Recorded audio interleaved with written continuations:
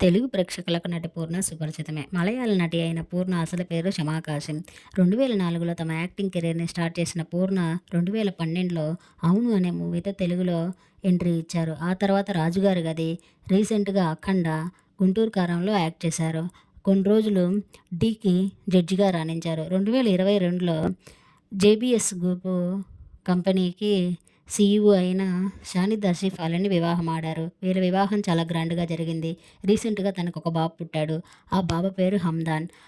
ఈమె రీసెంట్‌గా తన బర్త్‌డే సెలబ్రేట్ చేసుకుంది.